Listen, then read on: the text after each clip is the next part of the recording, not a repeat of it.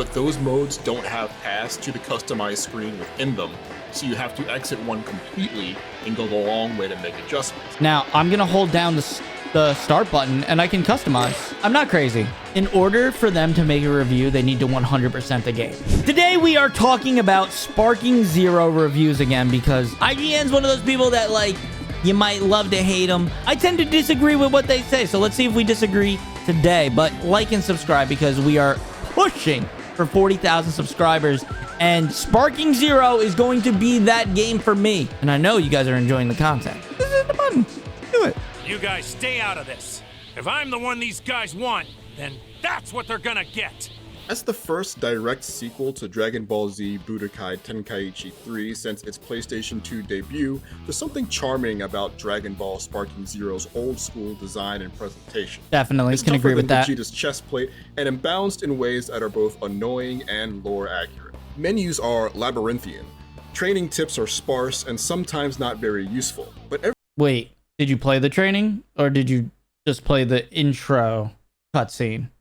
You guys don't know, there's like a full training like tutorial section, and in the beginning they give you like a rough tutorial just so you like, hey, if you're not looking to learn the game and you just want to button mash, here's what you do. Like, you're looking to play the game on easy mode, but if you're looking to play the game on a skillful mode like the normal one, then go play the training, right? Did you play that? Every battle is crafted with the sole purpose of putting the Dragon Ball Z fighting fantasy as it appears in the anime into our hand. Facts. I mean, that's 100% true. We've all been looking for a Budokai Tenkaichi 4, right? Which 1, 2, and 3 all kind of let us live that fantasy of being the character that we always wanted to be. But this is now that being realized again in such a higher level, right? I think I'm going to move my camera, actually, because I feel like it's in a bad spot. Key slinging, teleport kicking, and magical hair dyeing is great fun, so long as you're patient with its gnarly learning curve. As a result, I don't know how gnarly you could say it is. I mean, listen, I'm not going to, say it's an easy game to learn, right? But I do play it with my fiance. She has, like, no interest in learning it, right? But I handed her the controller. She can play it. I think that's important when you're talking about, is a game able to be played on a casual level, and then can I play it on a advanced level? And the answer is yes to both, right? Right now, one of the most broken metas is Yajirobe. You could go into ranked and like level a full team of, high level players with Yajirobe, and they could all be using, Ultra Instinct Goku, Vegito, whatever it may be. There is metas. Characters that are bad can be used in a good way. Hence why they made the DP, method for ranked. And then they have a single player, like one character each ranked. Both are justifiably good. Pick the hardest character you want to use and go have fun. And the other one is, hey, this is more balanced by having DP. Destruction points, by the way, if you're wondering what DP is, it's not the other thing. Settling back into the pace and precision of this brawler feels just as much like a labor of love as the effort to resurrect the series in the first place. Totally. I can agree with that. It is a labor of love. Maybe get the heck out of here? It's carefully crafted. Now, let's see what else they say, because I've been hearing this review is all over the place. It's undeniable how great Sparking Zero's characters and environments look in still screenshots. Every character, no matter what era of Dragon Ball they're from, looks better than I remember. I will give them, I don't really love the slideshow stuff. I love the little cutscenes that there are in the game. I love all the fights, and I understand that there's so many like story points and fights they gotta cover that they were like, hey, the best thing to do is to use slideshows to cover these moments. But if I had to choose, I think I'd rather have full-on cutscenes than that. Granted, there's a whole different game that you can go play called Kakarot that does exactly that. But in motion, that's the only thing I'd argue. Dicey, with some cutscene animations in particular being awkwardly stiff. but at least the sound hits the mark. If you want your little brat returned safely, Kakarot, prove your Saiyan spirit. The raucous blast, key explosions, and booming whooshes of Z fighters flying at high speeds are ripped straight off the screens of old TV episodes. Most of the iconic the voices sound of design is various amazing. series are recreated pitch perfectly by their original voice actors too, which is an important detail to get right. Farewell, Bulma. Trunks. Amazing. Even you, Kakarot. I mean, granted, Another win for my that's inner just child his was special, the his truly ultimate, but immense roster. 180 plus fighters pulled from Dun, every dun, nook dun, and dun. cranny of the series are playable. Many of these characters are repeated in some fashion. I will argue as well. I know a lot of people are over it now. I still think I do not like this menu for the character selection. I feel like we didn't push back enough. Hopefully in the future they'll update it. But like this character select screen sucks. This is my true feeling. It sucks. And now because you're playing online, we get like a 60-second countdown in like offline battles with friends. This screen is impossible to navigate in 60 seconds. Even when they were doing their early like premiere with Dato Doya and Rhyme Style, and you know, it just clearly all of them, Afro, Nano, they were struggling to pick their characters, and it feels the same way doing couch co-op. There are 19 versions of Goku, for example, but they all aren't simply reskins. They can have different special techniques and transformation trees, meaning base level Goku from the Saiyan invasion days has a different set of moves and a much lower upside than Buu Saga or Super Era Goku, who can transform into various Technicolor versions of Super Saiyan.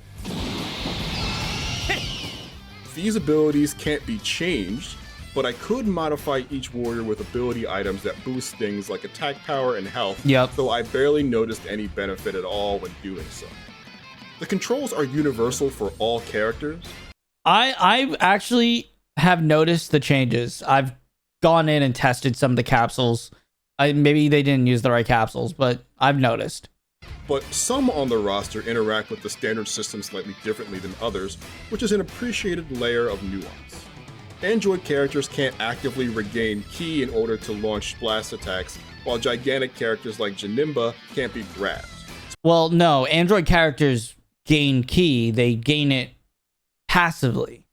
It's a different play style, right? Just as giant characters can't be grabbed or get a rush attack against them, but their movement's slow, right? Like there is ups and downs with all characters.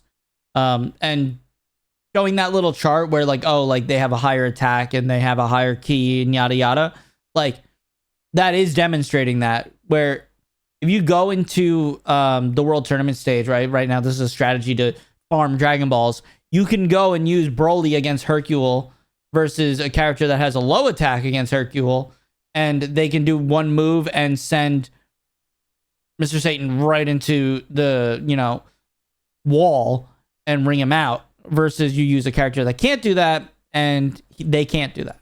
So I know that seems weird, but that's what I'm talking about. Sparking Zero makes no attempt to balance these differences either. Every time I was forced to fight a character that was canonically stronger than mine in the manga or anime, they were just as oppressive in-game as I'd expect. Well, yes, but also you can definitely like finesse characters that are stronger than you. It's not like totally broken. Like if you get good at the controls and do those tutorials, I promise you can finesse any character. I was having a great time finessing some characters where I didn't think I could. I didn't always like it, but I respect the commitment. Let me see what you got. Unfortunately, the bar to execute the various techniques of its diverse cast is very high and extremely frustrating. Inputs are simple overall, but early on, I often felt lost when combat picked up the pace. Part of that is admittedly on me. The last entry of the series I played with fervor, but that was right after Barack Obama was elected. The fast pace of Sparking Zero compared to Tenkaichi 3 mixed with the lax tutorial system threw my 17 years older reaction speed out of the ring with ease. Wait, did he say there's no tutorial system? The fast pace of Sparking Zero compared to Tenkaichi 3 mixed with the lax tutorial system threw my there's not a lax tutorial. There's 2 tutorials. There's one that's simple and there's one that's advanced. And they straight up say you should play the training or lower the difficulty. 17 years older reaction speed out of the ring with ease. I spent a lot of time traveling back and forth between regular fights and the training. Okay, so he went and did the training. He did go and do the training. I spent a lot of time traveling back and forth between regular fights and the training mode to check and double check my understanding of when and how to use these techniques, as well as in the settings to adjust my button schemes and accessibility toggles.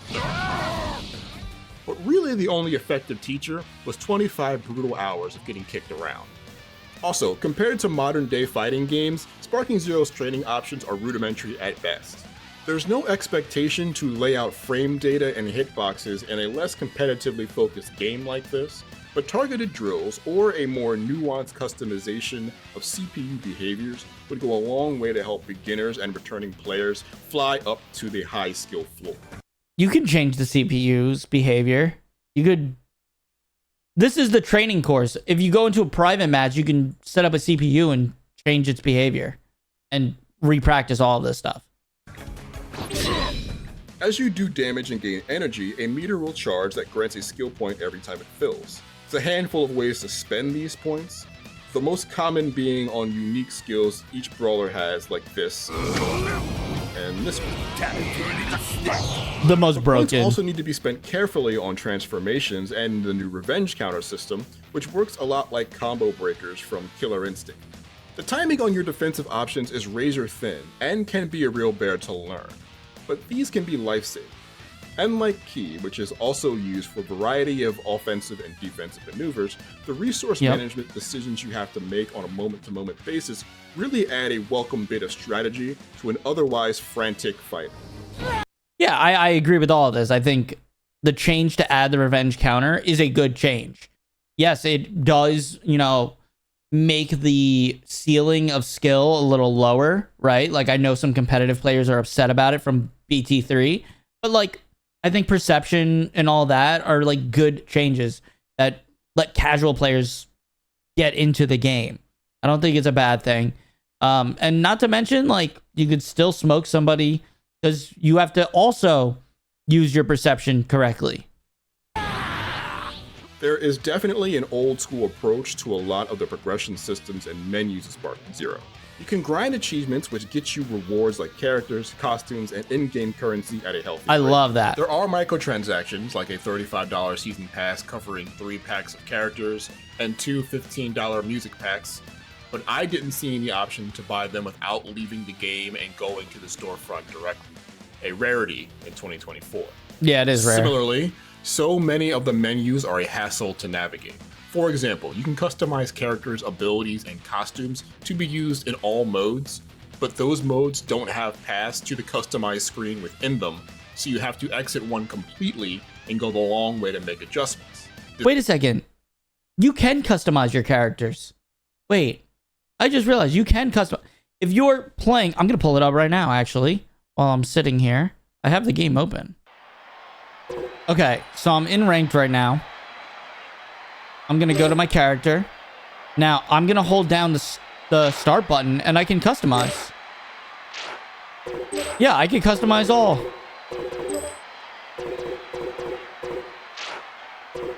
You can do all this.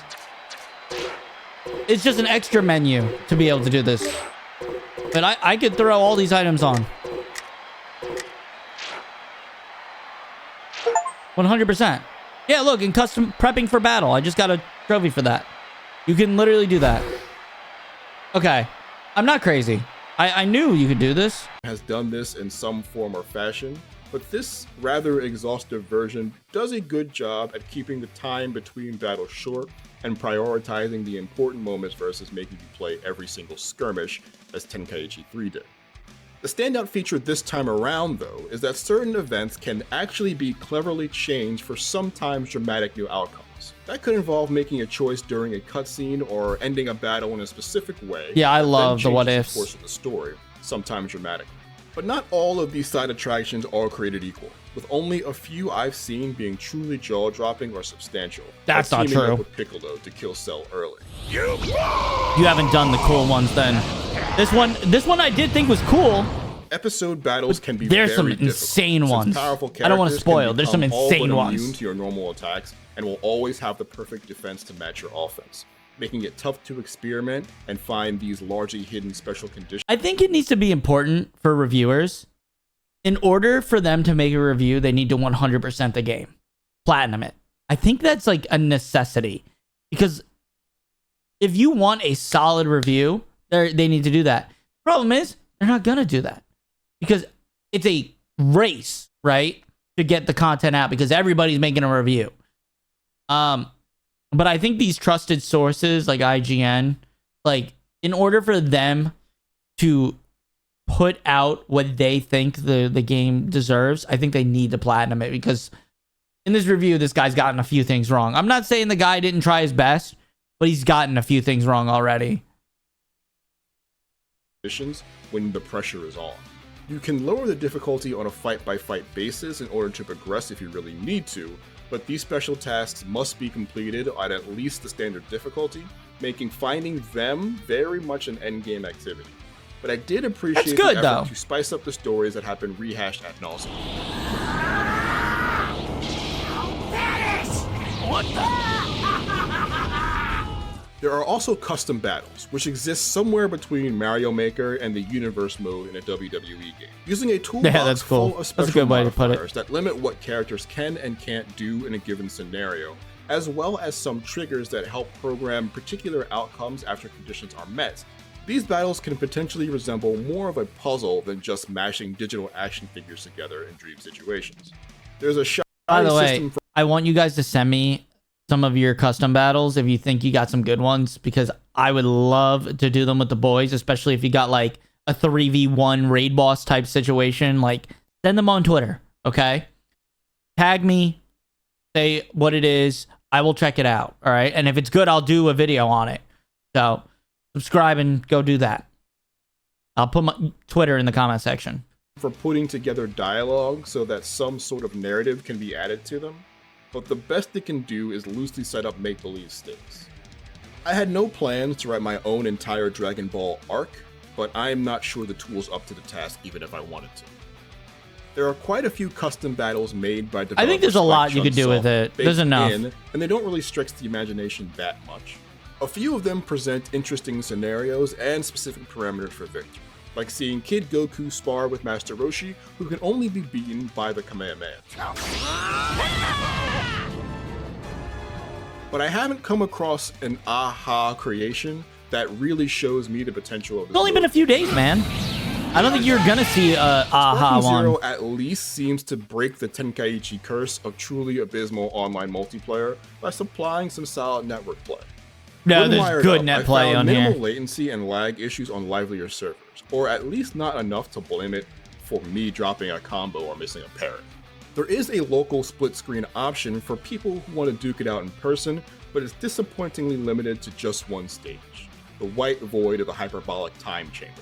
Which I gotta say, I did some split screen play. And when you lose somebody on split screen in the hyperbolic time chamber, man, is it sometimes a pain to find them. It is like, I swear, me and my girl were like opposite sides of the map, looking around, not able to see each other. It was tough. It was tough.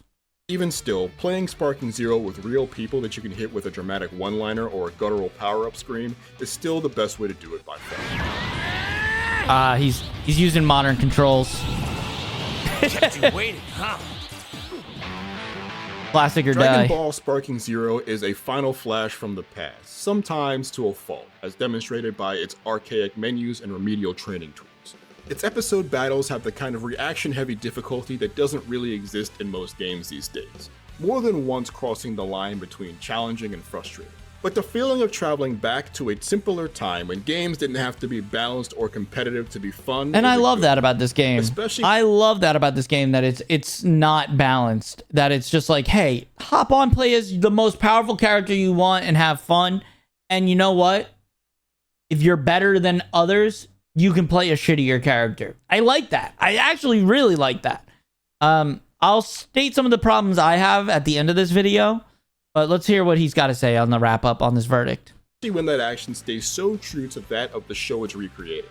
Reliving a story that was foundational to my youth, looking and sounding as great as I remember it, with the opportunity to alter it in sometimes dramatic new ways. Such a good moment. And the addition of tools to attempt to create your own stories could elevate the experiment even further. Okay, I think 7's a little low on this scoring.